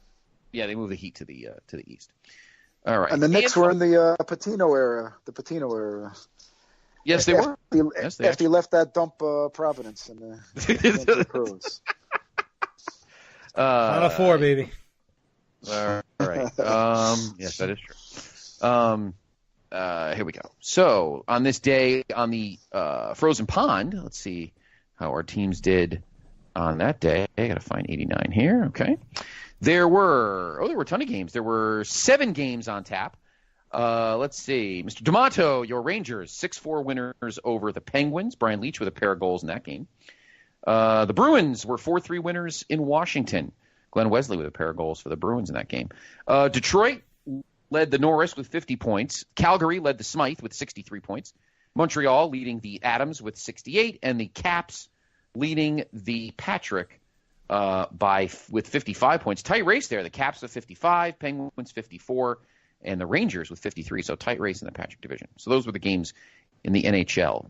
And that is your pop culture corner, complete with the disgraced Pats-Rams Super Bowl, which nobody watched. And again, and as you say, JR, the commercials were pretty awful. It was a big damn sock of a game for sure. Yes, it was. So let's go back to Houston. All right. We get some more Rumble promos. Brutus Beefcake, Greg Valentine, Mr. Fuji and the Powers of Pain, Big John Studd, Mr. Perfect, and Randy Savage. Gorilla and Jesse prep us a little bit more as we're clearly in a bit of an intermission here. Gene is in with Ted DiBiase and Virgil. Ted is all smiles. Says when you're as wealthy as he is, you're as lucky as you want to be. Gene asks if there's a deal with Slick, and Ted says it's all about the luck of the draw. Mooney's with Bobby Heenan, Andre, and the Brainbusters. The family's ready for anything tonight. Tully's honored to be here. Thinks Andre will be the winner. Arn says it's 30 men, 30 numbers, and that's it. Andre says he'll be the last one and has never lost in these sets of matches or at all, and even the Busters will go out if they get in his way. Gene is in with Hulk Hogan. He's worried about a lot of things, including the big boss man. He does his usual Hogan rant, predicts victory. He says if it comes down to him and Savage, Macho will find out that Hulk has never been beaten and is called champ by his maniacs. So Hogan getting a little thick in the tights there. All right, Royal Rumble time. Howard Finkel is out, runs down the rules, and then he brings out our number one entrant, and that is Demolition Axe. And shockingly, the music plays again as number 2 is Demolition Smash. So the tag team champions have to wrestle, and I thought this was a really cool idea for the first one on pay-per-view to get the every man for himself just out of the gate, get it out there. So I thought it was a real memorable moment. It's one that they've shown for years and years after. The champs go right at it. They don't hold back. I thought that was really cool. And then they say they don't like, Jesse and Gorilla say they don't like number 3's chances because they'll be in there with the champs. And they also talk about DiBiase's antics. The champs hammer away until Andre the Giant comes in at 3 with Bobby Heenan. And that's going to be a long night for one of the favorites here. The champs start fighting, and they level Andre with a double clothesline, knocking him down to a big pop. They double team for a bit, but Andre does what he can to fight them off. Mr. Perfect comes in at 4, and there's really no more reference to Kurt Hennig here. So I think we're getting close to being the full-on Mr. Perfect gimmick. Andre chucks Smash and Perfect an axe, and they try to push out the Giant. Ronnie Garvin's in at number 5. The 3 of them team up and nearly get Andre out, but Andre keeps batting them away, swatting them off, and leveling them with hard strikes. Greg Valentine's in at 6, led by Jimmy Hart. Jesse and Gorilla are very into deciding who will side with who when they enter. Like, everyone like, oh, he's going to help this guy. He's going to help him. Like, they're very face-heel delineated in their commentary. Andre throws Garvin out, but he's still a marked man. Chokes out the Hammer in a nasty spot, and then he just choked Axe as well. Number 7's Jake the Snake. He gets a huge pop. He gets ambushed by Andre as he comes in, but he fights right back. Andre chokes Jake as Hammer slugs at him to zero effect. Andre keeps wrecking Jake as Gorilla shrugs off Jake, giving him a partial heart attack by saying he can't help it if Andre's going to be afraid of snakes. Sorry, man, what are you going to do? Sorry you're afraid of snakes, and he almost killed you. Balderon Bass is in at number 8. He slides in. Andre throws out Jake, which is kind of surprising, and that gets booed quite a bit. Andre is really dominant looking here. He gets swarmed over and over throughout, but he keeps swatting them off. Shawn Michaels is in at 9. He comes in hot. Hennig comes out and dumps Axe, who look completely gassed. We get a fun minute with Shawn and Perfect going at it, with Perfect almost getting eliminated. Andre then punches Bass in the face and bear hugs him and hangs on despite Hammer slugging him in the back. Bushwhacker Butch is out at 10, and right behind him is Jake with Damien, which he tosses into the ring, leading to Andre just power walking away, flopping over the top and running to the back, looking scared. Jesse's all pissed off because he says Andre was dominating, and I thought Andre looked awesome. Booked like a monster, acting like a monster, but still a snake is his Achilles heel. So I'm going to pause there with 10 in. Scott, what do you think to this point so far? What's kind of been your highlights? Any thoughts? I've loved Andre. Mm-hmm. He's still, I mean, it's obvious, and you saw it from how he was walking up the aisle when his number was called. He's starting to feel the pain more than normal. But yeah, no, it was mostly the first 10 was about Andre, and but also the drama and the intrigue of having 2 baby faces at 1-2, particularly tag team guys even more so, but 2 baby faces. What do? Stare at each other and wait for the 3 guy and maybe it's a heel kind of thing? No, like, you know what, 30. You got to make this legit, and if the fans can't deal with it, then tough shit. You know what I mean? It's like, got to do what you got to do. So, and you see it as the show progresses. Faces are hitting heels. Hitting heels is one thing because all heels are treacherous. But when baby faces attack baby faces, then you're like, all right, this is legit. I can deal with this. So you saw that a lot in the first 10. You see even more of it in the middle 10. Yeah. But Andre's dominance and Jesse losing his mind over the fact that Jake can come back in with an animal and Andre, flips out is pretty funny. John, what do you think? Yeah, there's a couple big moments in here that 30 years later they still show in the history of the Rumbles. Andre running out with the snake and Axe and Smash getting that 1 and 2. That really set the tone that this is a different type of match where anything goes. And like they always teased, every man for himself. But when Axe and Smash went at it, that really.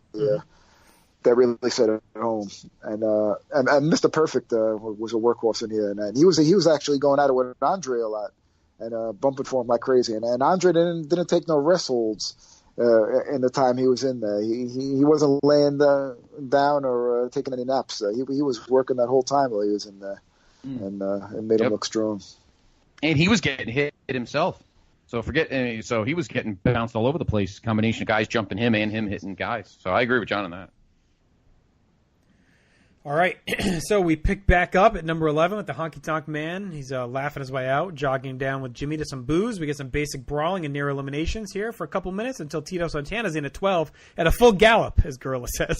Tito goes right at perfect as the crowd's all fired up. Tito and Hammer then tangle, and everyone rotates around until Bad Suze Brown is in at 13. Jesse thinks this is a custom-made match for him. The ring's really filling up now, the action moving nicely. Butch and Tito sling Honky out. That gets a pop. Marty Jannetty's in at 14. He goes right at Ron Bass. Works together with Sean, and they knock out Bass with a double drop kick. Tito pegs Hammer with the flying forearm, but Hammer hangs on, tries to toss him. Massive pop at 15 as Macho Man comes out, flies into the ring with his bandana and shades on, goes right at Bad News, pummeling him all around the ring at a frantic pace. Savage just owns the ring from a presence standpoint. All eyes are on him. He's moving around, darting around, tangling with everyone. 16 is Arn Anderson. He jogs out with Bobby. Savage jumps Hammer as Arn and Michaels go at it right away. Macho and Arn team up and eliminate Sean, but Marty goes right at Double A after. Tully is at 17. He drills Marty as he comes in. Savage and Brown keep battling in the corner as Marty works over Tully across the ring. Arn snaps Marty with a perfect spinebuster, and he and Tully do a double team and work hard to eliminate Marty. And then why don't we take a break here before we kind of hit the final segment of this thing. I was surprised that they didn't have the Rockers and Brainbusters all at the same time. Like, Sean gets tossed and then Marty comes in. So that was kind of weird timing. But any notes, Scott, from this section here? Well, Savage is...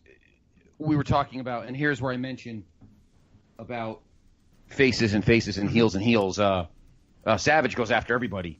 I don't know if that's supposed to be a harbinger of things to come, but I don't think so. I saw guys, I mean, it's like I was saying when John was talking about Andre, I mean, Greg Valentine was attacking Andre, so it didn't matter. The fact that now on the pay-per-view stage, you have to book this match legitimately as 30 men for himself. You can't be like, Gorilla can't get all fucking kayfabe and go, why are good guys, why is he attacking his friend? Because, the Gorilla's going to fucking think. Only the heels can be treacherous and go after. The babyfaces should all team up and, or whatever, something dumb. And the match has to be booked as a 30 men for himself. It's not like faces fight heels and, it's too predictable. As kayfabe was at the time, you had to make it somewhat legit. And I think they did a good job of that. But Savage just, the crowd was totally into him. This Houston crowd was good. This is one of the better crowds we've had. Yeah, they were red hot for most of the show. I like seeing, like, Arn and Tully are perfect in this environment. I mean, we watched it plenty of times in the Crockett years when they're in a big crowd and everything. They're good at this kind of thing. So I thought the match really picked up in this middle section, John, particularly when Savage got in. Yeah, and it made Bad News really look strong here. He went toe to toe with Savage and we'll see coming up here somebody else coming up. This was a good year for Bad News, starting with when he won the WrestleMania, the Battle Royal, and through here he's in a prime spot going at it with Hulk and Macho. Mm. All right, so number 18 is Hulk Hogan. He comes out to a huge pop, starts cleaning house as things are really rocking. Hulk saves Macho and dumps Perfect, who was in for a really good run. Tito was tossed during that ruckus, and Bad News gets Hogan on the brink as Savage glances over, looks, but doesn't make the save. He stays with Butch instead, which Gorilla notes. Luke whacks out at 19 and tangles with the Brainbusters. Brown shoves Butch out and then puts the boots to Savage. Hogan presses Tully and drops him neck first across the top rope in a really ugly spot. Coco runs down to 20 and the crowd is just on fire. Arn goes up top and Hogan catches him and slams him down. Luke goes after Hogan and then Coco joins as well, which was weird to see Bushwhacker Luke and Coco beating on Hulk. Hulk easily dumps Coco, throws out Luke as well. Bad News is really putting a beating on Savage as the Brainbusters double up on Hulk. Warlord chugs out at 21, but as soon as he steps in, Hogan charges and clotheslines him right out. And before that, he tossed out the Busters as well with a double clothesline. So Hogan's really cleaning house right now. Bad News and Savage are tangling on the ropes. Hogan comes over and knocks them both out. Savage slides in, and he is livid. And him and Hogan start arguing in the ring. Liz comes in to mediate. That pisses off Jesse. Savage finally offers a handshake, and we get one plus a hug. Savage and Liz leave, but right as they do, the big boss man's in at 22, flanked by Slick. Hulk is all over his archenemy immediately and batters him around the ring, including a big slam to a big pop. The crowd is just batshit right now as Boss Man squishes Hogan in the corner and stuffs him with a pile driver. Hogan dodges a splash, but Akeem comes in at 23, and Jesse pieces together that DiBiase has made this happen. Hogan does whatever he can to fend off the towers, slamming Akeem, but the numbers eventually get to him. The towers double splash him, chuck him out with ease. Hogan yanks out Boss Man and hit the three of them brawl on the floor. That pisses off Jesse. Brutus Beefcake is in at 24. He helps Hogan. We get some brawling. Hogan gets forced away as the towers beat on Beefcake, and then Hogan reaches up and pulls the Boss Man over the top, and Jesse is flipping out. Gorilla hand waves it all away. Hogan and Boss Man battles to the back. I'm going to pause there. John, what do you think of this whole segment? This is when cracks in Hogan's armor starts appearing, because he acted like a total dick. He gets taken out clean, and then even before with Macho Man, he was he kind of cucked him into apologizing and shaking hands. But Hulk was really heelish.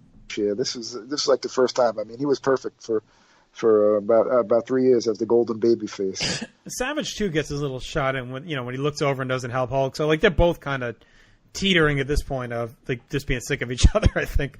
But yeah, no, Hogan really first clear heel actions here. Yeah, and the Boss Man looked tremendous here. They put him over big, and having him eliminate Hogan, that's a big feather in his cap. Yeah, I agree 100%. I remember watching this, and my brother was hoping that that Savage would deck him there. My brother was obviously a huge Savage mark. I said, well, as we'll see, the moment would come. But yeah, I tell you something, and you'll be very happy to hear this, JR. But tell me that you got two guys who were handed a great opportunity in mid-'88, and they are taking full awesome advantage of it in Akeem and the Boss Man. Mm-hmm. They are full on like the fucking heavies that are just going to crush all these. I mean, they are looking awesome together, and they know that they're the cock of the walk here. Mm-hmm. They just destroy Hogan. And like John says, it's like, oh, Jesus Christ, walk away. What are you doing? And it's fresh, too, because we talked about this, but it's slick. So it's a break from Bobby. Jimmy's doing other stuff. So it's like a new manager battling Hogan. So everything feels kind of freshened up with these guys kind of as the main foils. And they're good because the real foil, and you're already seeing it, is Hogan Savage. Like, so to me, like the real issues between them and the Towers are just kind of there, but they're perfect because they're not like DiBiase or Andre where they're the overwhelming heels that you're battling, but they're badass and tough enough that they're believable and legitimate in the role, but they're also not overpowering you from taking away from Hogan and Savage. So it was really kind of brilliant choice to choose them because they settle nicely into that little zone of in between both spots. No, I agree, and everybody like even see. And what did I say about Babyface? Babyface is attacking Hogan. I'm surprised Gorilla didn't freaking trash Coco for how dare Coco turn on his friend? I mean, it's like, oh God. But I just got to keep lauding the greatness of Boss Man and Akeem. I mean, they settled into this role as just big heavies, big time. And it did seem very fresh. Not a Bobby thing going on here. After, pretty much almost 2 straight years of Bobby, chasing Hogan and chasing the title. So it was a nice change of pace. So a good stretch so far. And you knew that at some point, if you were paying attention, obviously, at that time, and my brother and I were, and a lot of our friends, you knew that eventually the Savage Hogan stuff, something was probably going to happen. Well, yeah, by this point, it's clear that they're having issues. So it's So it was very cool, but a good stretch. It's been a really fun Rumble, a really fun Rumble so far. For now. So Akeem stretches Beefcake as Rooster clucks out at 25. He helps Brutus. Akeem swats Rooster off, but Beefcake rattles him. Akeem does well, hanging in, landing shots. Mr. Fuji leads out the Barbarian at 26. He saves Akeem, lands some big shots as Gorilla and Jesse call him stupid for bailing out the big man. Things start to meander a bit as the crowd is trying to hang on, but they're definitely deflated after the Mega Powers angle. John Studd lumbers out at 27 as Gorilla calls him the favorite. Studd shoves Rooster aside. He starts punching Akeem. Studd slugs anyone who even gets near him, and he keeps banging with Akeem. Hercules is in at 28. He helps Beefcake against Barbarian right away. Gorilla says Akeem has been in the longest as of now, and at 23, that shows the luck of the draw played a big role here tonight. The 6 guys hammer away. They try and push each other out as things have really slowed. The recently returned Rick Martel is in at 29. Jesse says, who did he soft soak to get that slot? We get more of the same until DiBiase walks out at 30, and it looks like his money did him well. Virgil stays at ringside, which Gorilla rants about. DiBiase tosses Rooster and goes at it with Herc to keep their feud boiling. Herc really batters his former owner, but Beefcake makes a save. Stud has pretty much spent all of his time trying to push guys over the top. Beefcake hooks on the sleeper, but Herc gets near the ropes, and Barb and Ted shove them both out. Barbarian charges Martel and whiffs. Martel dropkicks him out. And we have our final four of Ted DiBiase, Rick Martel, Akeem, and Big John Studd. The crowd is really up and down here. Martel leaps at Akeem and gets caught and thrown, leaving Studd to deal with Ted and Akeem. They double up for a bit until Akeem accidentally squashes Ted and John dumps the big man. Ted then begs off and tries to pay off Studd, but Studd ignores it and just stalks him. DiBiase tries, but Studd mauls him and chucks him out of the ring, eliminating him for, I guess, an upset win. Studd beats up Virgil after the match. Just a really random choice for the winner. I guess they wanted to put Studd over to kick off his big return. I think they thought he'd probably be around for a bit. It was a really fun Rumble until Hogan and the Towers disappear, and then it just sputters to the end. The crowd is molten until Hogan got tossed, and I think they really, we've talked about this before, but I'll reiterate it now. I really think they should have had the Mega Powers stuff happen at the very end and then go right into the finish, so the crowd would have stayed hot. So, maybe it's the Mega Powers, the Towers, Studd, DiBiase, and Herc, something like that. And then Hogan dumps Savage and Herc or something.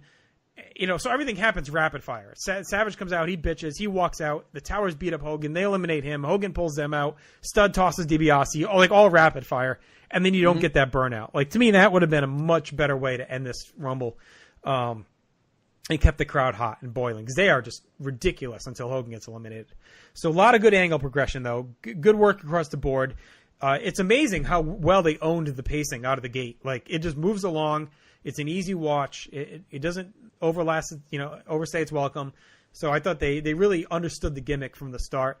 And they also didn't, have anyone hang around too long, for longevity-wise, so that can still be used in future years. So I thought it was good. We saw some really nice shine for guys like Mr. Perfect. Andre looked great, and the Mega Power stuff is big. So I went 3.5 for this Rumble, Scott. I think it's a nice, solid baseline.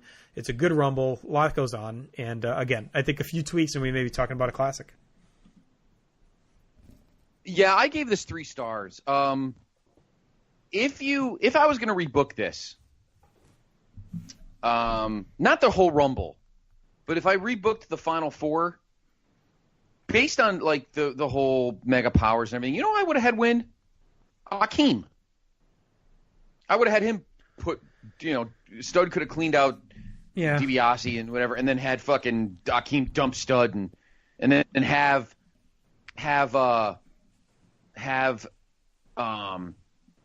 Boss Man and Slick come out and celebrate, and Hogan, runs out and acts like a douche.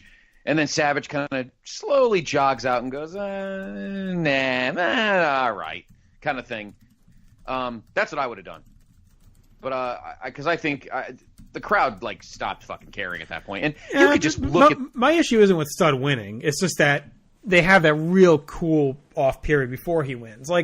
I get they wanted to face it. I think Akeem winning this probably puts it over with a bit of a fart bomb. As good as he's been, you don't want to end your first Rumble, your first pay-per-view Rumble. I don't know. It just feels like it wasn't something they were going to do. I get it, giving it to Studd is almost a lifetime achievement type thing.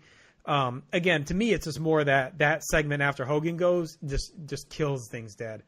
So I think I would have been. I think it would have been okay with Studd still winning as if they just booked it differently. I just think that I agree with you that they the minute that Hogan left and there was really no stars left. I mean, they didn't really have any stars left, and you could just tell the way Studd's moving that he has no business being there. But I think he's a name star. I don't think people were burnt. I don't think they got quiet because of him. I think they got quiet because they burned out from the Mega Power stuff, and it's almost just you lose your wind because they do pick up a bit here and there. So again, I think if Studd wins coming right off the Mega Power stuff, it's completely different. I think the flow. I think the first 50 minutes was really good up until even when Hogan came. And I got to say, I can't just. I said it before. Even before Hogan came in, I thought the beginning was really good with Andre. Savage is looking hot. We're seeing Perfect looking strong. Yeah, I think it was a really solid Rumble in the sense that the guys really looked strong and It was booked pretty well. And I think Stud winning, yeah, I guess. I guess we're looking at it differently in the sense that the Rumble is not what it was meant to be or what it was going to be. It was just a match. And who actually won really didn't matter. So as long as we get the storylines over and the whole, tension with Savage and Hogan, all right, Stud won, that's cool. Kind of like a house show thing. All right, move on.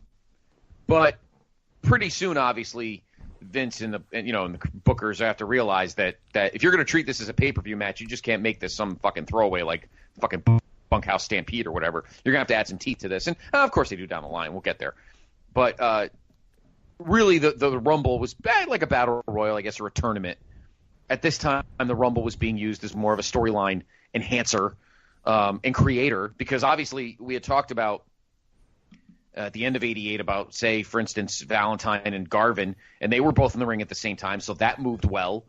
And so it was meant to kind of advance storylines for the next couple months going into April 2nd in Atlantic City. And that's pretty much what it was meant to do. So it served its purpose in that aspect. But, yeah, they should have ended it like within 5 minutes after the Mega Powers thing instead of, 20 minutes or something or 15 minutes. They definitely flattened out John at the end. But overall, pretty solid. I agree with JR that a tweak here and a tweak there, and you could argue this was a top 5 Rumble even with the, kind of milk toasty finish in terms of the winner, etc. But all in all, pretty solid. It could all be traced back to number 25, the Cooler, the Red Rooster. That's when the crowd took a dive. But they did perk up at the end for Stud. His win got a decent pop from the crowd, and I guess they had real plans to reunite, a big Stud and Andre feud, but it just didn't work out from here. But like you guys said, it wasn't established that the Rumble winner would get a title shot or anything, so it was just somebody to give somebody a boost. But they had to give it to at least a face. I don't think a heel would have cut it, a heel win at the end, because everybody's already conditioned to having Hogan pose at the end. So a heel would have been a drastic turn. Yeah, I agree. Anything else, John? No, that's good. Okay. All right, so that'll do it for the show. So why don't we go ahead and head into our awards here tonight. So let's go match of the night to me. Probably a cheap one, but I'm going to go Royal Rumble match. I thought it was the best match. I'm guessing that's going to win most years. Agreed. Yeah, definitely. Okay. Worst match, again, I think an easy choice on this night, and that is Robin versus Martin. They're going to win a lot. Rock and Robin. Tweet, tweet, tweet. Oh, God. What a fucking terrible... It wasn't even a beautiful disaster. It was a fucking terrible disaster. All right, the Andre the Giant Award for MVP of the night. I went with the man himself, Andre the Giant, yet again. He's really owned this award for me over the last, year plus. I thought he looked fantastic in the Rumble. He looked like a monster. They booked him like one. And even with the snake stuff, he kind of still looked cool running away because the way he just bails over the top and does that quick power walk out. It's like, fuck off. I don't need this win that bad. So I thought Andre was the biggest star of the night. He always is. It always is. It doesn't matter how lousy he feels. He obviously was not moving smoothly, and it only gets worse as time goes on. But he was the star of the night. I concur. Give it to the boss. Yeah.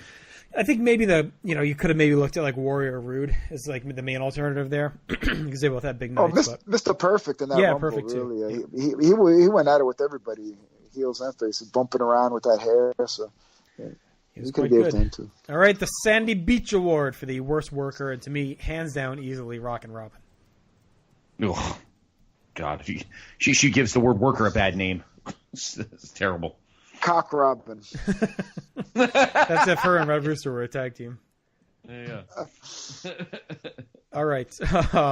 Let's go with the what do we got? Best moments. I went with the Mega Powers showdown. Yeah, of course. Most important moment of the night. Yes. Okay. Yes. All right, we're trending toward our first unanimous. Let's see. I don't know if we've had a full unanimous before. All right, the Morocco Award for the Royal Rumble, the biggest juiced up guy. I went Dino Bravo. Warrior. Spoke too soon. Hogan was looking a little buff. A little. Yeah. Just a little. I'm going to give it to Akeem. He's always buff. No.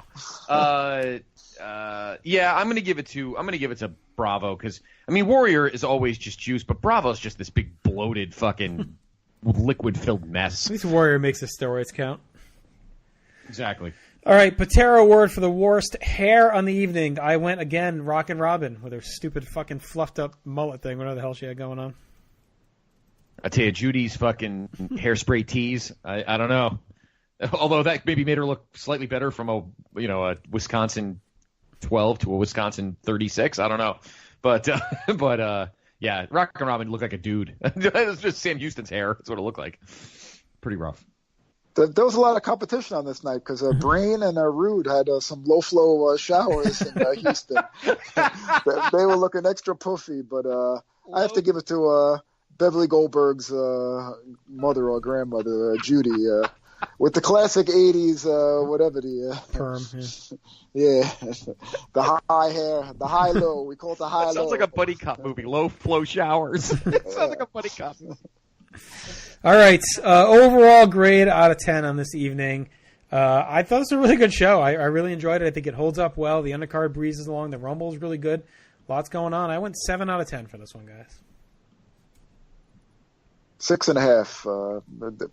The Rumble, unfortunately, the finish leaves a little to be desired, but there were so many great moments that we still remember to this day. The seeds of the Mega Powers breaking up, Andre running out with the snake, axe and smash, etc. So 6.5. I give this a 6.5 too. I wanted to give it a 7, but I mean that Rock Robin, that's just an atrocity. The tag was good. Harley and Haku was good. The Rumble was good. Commentary was good. The crowd was hot. I mean, hot Texas crowd. But I wanted to give it a 7, but that women's match is just an abomination. So I'll go with 6.5. Fun show. I highly recommend anybody hop on the network and watch it again because you may think it's one of those like boring Rumbles. It really isn't. No, you really pay attention. Yeah, it does. All right, that'll do it here tonight. We'll be back in 2 weeks' time with the January '89 Madison Square Garden as we really now begin in earnest to start to build toward WrestleMania. So it should be a lot of fun. Check that out. I'll also point you toward the PlayStation Wrestling feed for a couple new things. We had quite the run of Wrestling Warzone podcasts. We had, I think, 3 in a row. So check those out. It's the build-up and then World War III and then the fallout from World War III. So check all those out. Chad and I are off this week, but hopefully we'll be back next week as we try and really get into a regular routine. With that, I'll also plug the debut edition of Talkin' WCW, which is a look at Arn Anderson with Tim, Jennifer, and Greg. So peep that. And, that's probably about it. What do you got, Scott? Last week, of course, we had a great episode of Main Event as we talked about the recap from the preview from last week's Rumble and NXT TakeOver. Talked about, the people leaving and All Elite and things like that. A couple of New Japan Classic match picks. And, of course, what dropped today on the Pop feed was the next episode of Year in Pop, 1973. Mr. D'Amato joined myself and Andy Atherton and the Doctor for that one, so check that out. That series, of course, always continuing. And next week we will have our next episode of Main Event, so stay tuned for that. All right. And Mr. D'Amato, you were a little bit busy on that Pop feed last couple of weeks. Yeah, I've been slopping all over the Pop. Slopping a Pop. On the Year in Pop with Andy, Scott, and G. This Week in the NFL, which will soon be transferring to This Week in Sports, and also a lovely interview with Dr. Milfy and my man Hesh, Tim.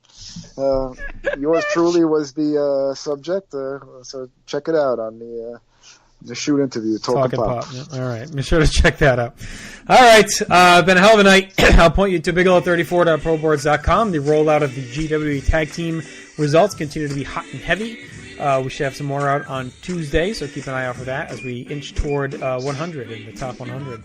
And, of course, you can visit there for all of your conversation throughout the day at bigelow34.proboards.com. Follow us on social media, place number 2BNation on Twitter and Instagram, and then facebook.com/SpaceNation on Facebook. So, for Scott and D'Amato, I'm Justin. We're out. We'll talk to you in a couple weeks. Everyone take care.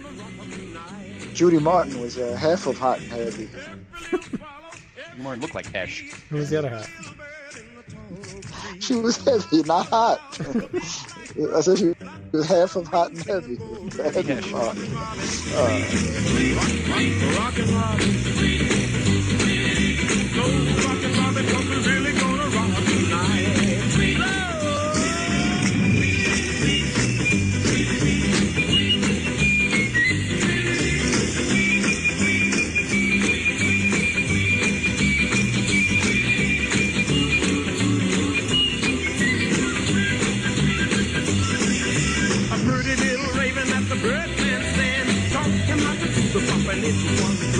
They started going steady and bless my soul. He out popped the buzzard and the Oreo. He rocks in the treetop all the day long, popping and singing his song. All the little birds on Jaybird Street love to hear the robin go tweet, tweet, tweet. Rockin' Robin, rockin' Robin,